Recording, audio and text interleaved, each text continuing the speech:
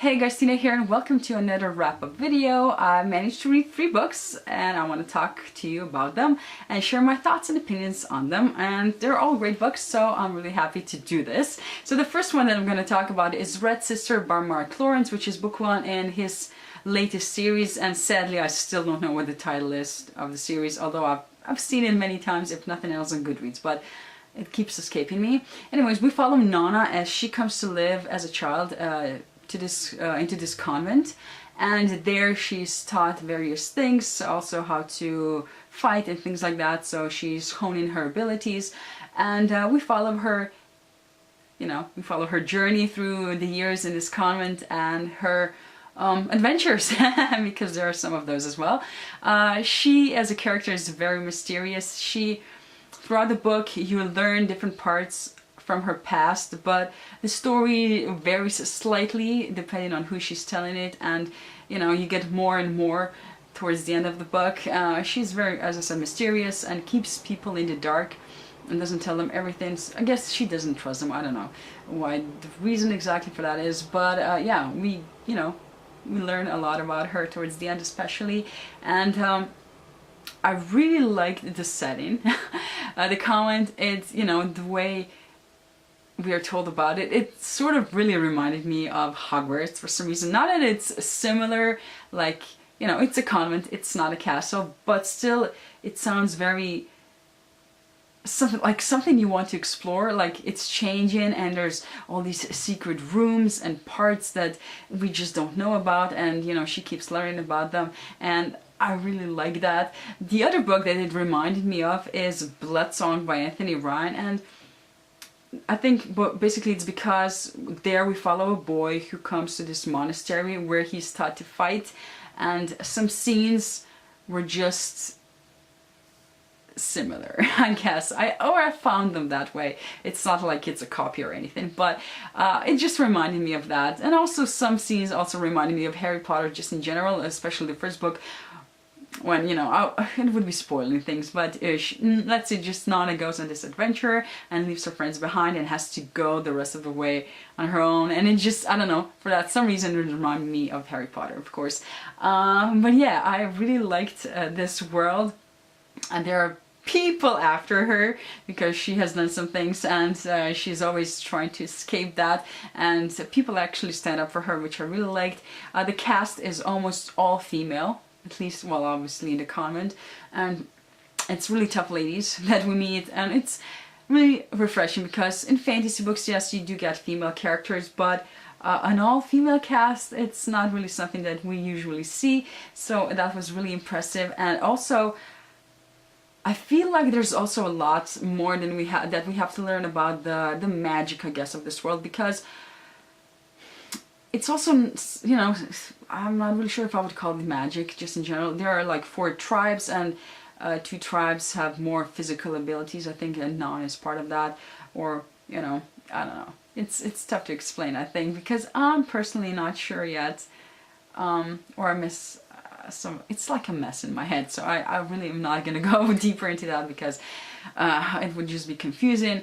But there's definitely some mystery surrounding Nana, and there's also a prophecy, which, every fantasy book should have, I guess, sort of. But yeah, it was really enjoyable. I have to get to Grey Sister. I was hoping that I would read Grey Sister during summer biennial bibliothon, but I just didn't get to it. But I definitely will be doing that soon, just as soon as all these readathons are done, and I will have time to just actually get immersed, because I do think that I was listening to it, and it's a lot easier to listen to a contemporary book just simply because you don't have to focus that much because you know the world. And here with a fantasy book, there's so much new stuff that you have to learn and remember, that it's sometimes your thoughts just are not always there. So yeah, and also I didn't really care for the narrator all that much, although I've heard people say that she's good, but I just wasn't a fan. But I did get used to her towards the end, so I guess that's good. Anyways, this is the first book that I want to talk about. It's great. Go read it if you want to read something like fantastical. Just, yeah, go do that. And then I have a sci-fi book, and that is Calibans War by James S.A. Corey, which is book 2 in the Expanse series. Following Awaken Leviathan Wakes. I keep messing that up. So in Leviathan Wakes, we meet the crew of this ship that is hauling ice to one of the space stations, and they come across this ship, and things do not go well after that, because everything seems to be exploding and they just barely escape with their lives, and basically they get entangled into something that nobody was meant to actually get entangled into. And we also follow a cop that is looking for this missing girl, and sort of their stories get entangled together, and we see what's going on actually. And this is the continuation, obviously. So the general story is actually like we meet a different, it's sort of like we get now a different case that they have to solve, but it's all part of the big picture that is happening in the background. So you do have to read these books in order. If you want to get into sci-fi, I think these are a great gateway for that, because while there is scientific language and there is a lot of space stuff, you also, you know, we just follow people basically solving a crime or trying to do that. So I think they're pretty easy to get into. And there's also a TV show that I realize now that I'm sort of watching season 2 that it's not like every season is one book, but like book 1 just finished like in the middle of the second season or something like that. So it's not really, you know, don't expect that one season is one book, just that.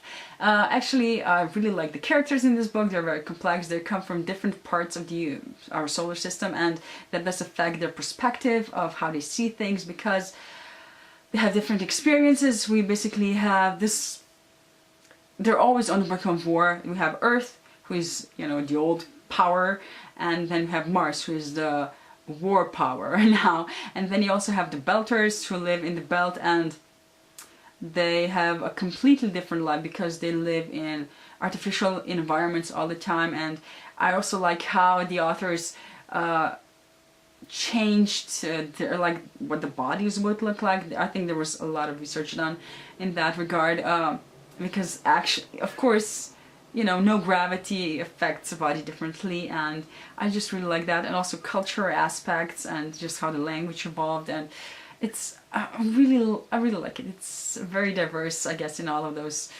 elements that we usually look for diversity. So yeah, although it's different and it's sort of fictional right now because it is taking place in space.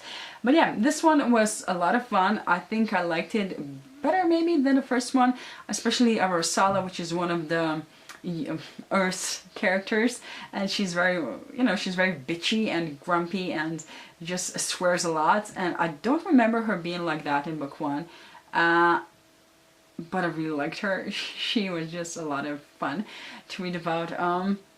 Yeah, so I really liked it. I do recommend it. If you want to go try this series, definitely do that. I wholeheartedly, what is it? Recommend it. After I speak a lot, I just can't speak anymore, I guess. That's my excuse. And the last book that I'm going to talk about in this video is a very popular one, and that is The Seven Husbands of Evelyn Hugo by Taylor Jenkins Reid, which is the only book that I managed to read during Summer Biennial Bibliothon, and everybody loves this book. And again, I have to be the exception. So basically in this book we follow Evelyn Hugo. She was a great Hollywood diva in the 50s and 60s, I think, and today, in the present day, she wants to basically tell her story, and for that she finds this writer for this paper that nobody knows, and for some reason she chooses her, and throughout the book we do learn why she chose her, and we get to learn about her story.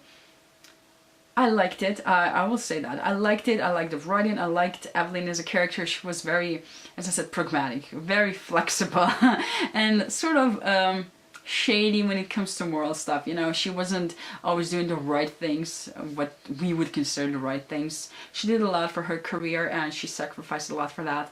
And I like that, but also that made her personal life somewhat of a mess sometimes. And as I said, I liked it, but I don't actually see why people love it so much. Yes, it is diverse, you know, race, we have different races, we have different sexualities, which is great. Her story I don't think was that impressive. I don't know. As I said, if you have read this book, again, let me know down in the comments why you loved it so much, if you did, or why not. Anyways, whatever. But yeah, all in all, I did like it. I loved the peek into the Hollywood era. Well, in the 60s and 50s and 60s, there's a lot of stuff that I already knew, how studios controlled actors and all that, and also, you know, later on, United Artists, or is Artists United, the production company came to be because of that. But I really like that, and all the parties and the Oscars and just beautiful dresses and all that. I liked it. The end is we get to learn as well why the author, why this writer was chosen, and I don't know, it didn't make me like Evelyn any more or any less, and I think all in all it did sort of also affect the woman that, well, I think it's Monique, the writer, and I think that she learned a lot from this story as well, and sort of it's, well, made her view things differently.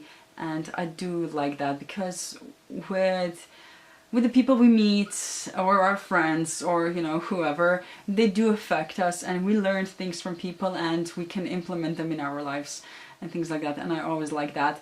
But yeah, it was a fun read, and again, if you know why people like it so much, do let me know. I would love to know, because I think it's a great book, and I actually listened to it and I love the narrator, so if you want to do that, listen to it, I would definitely recommend it.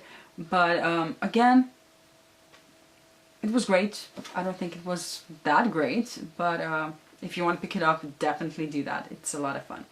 So yeah, those are the 3 books that I wanted to talk about in this video. I hope you know, that I got you excited for one of them at least, and thank you for watching this video, and see you in my next one. Bye!